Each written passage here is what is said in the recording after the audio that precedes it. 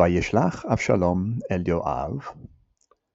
Absalom sent to Joab, Lishloach oto el Hamelech, to send him to the king.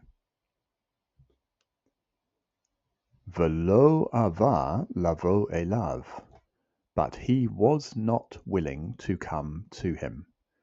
So Absalom sends a message to Joab, but Joab refuses to come to him, was not willing to come to him.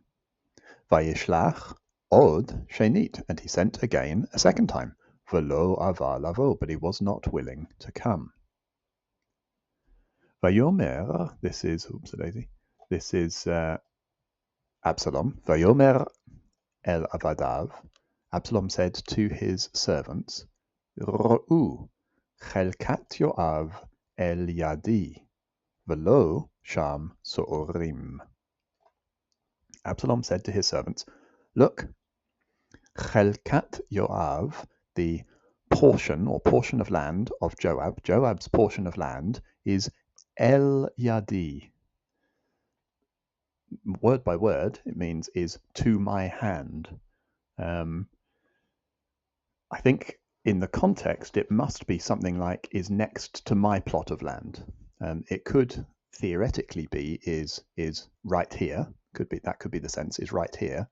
But since in just 2 words' time he goes on to say, and to him there is barley, it seems that this El Yadi can't be referring to something that is very nearby if he then immediately goes on to specify that it's over there.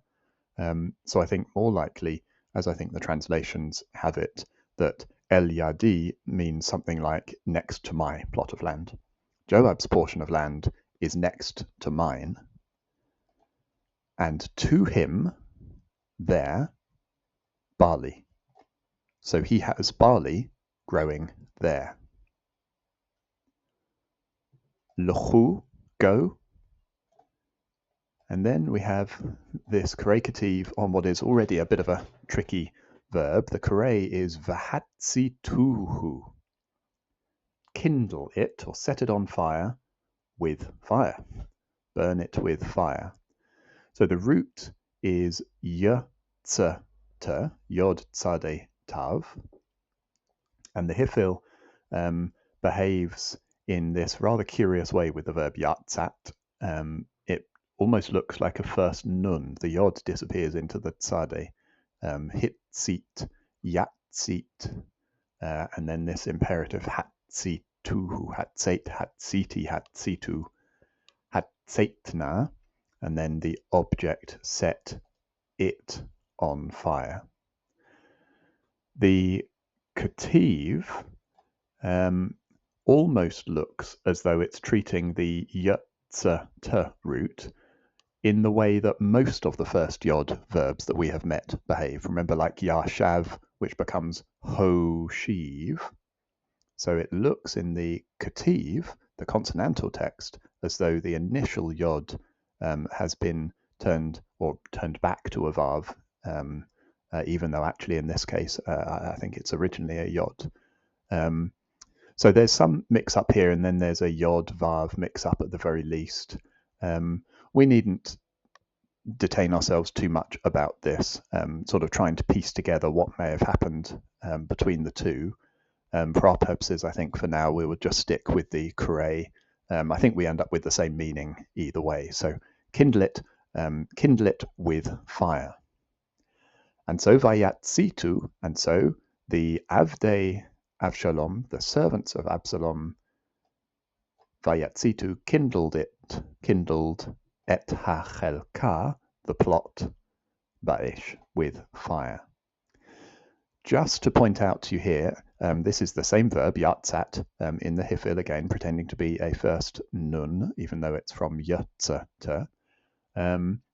We are used in the hifil to have a chirik yod between the second and third root consonants.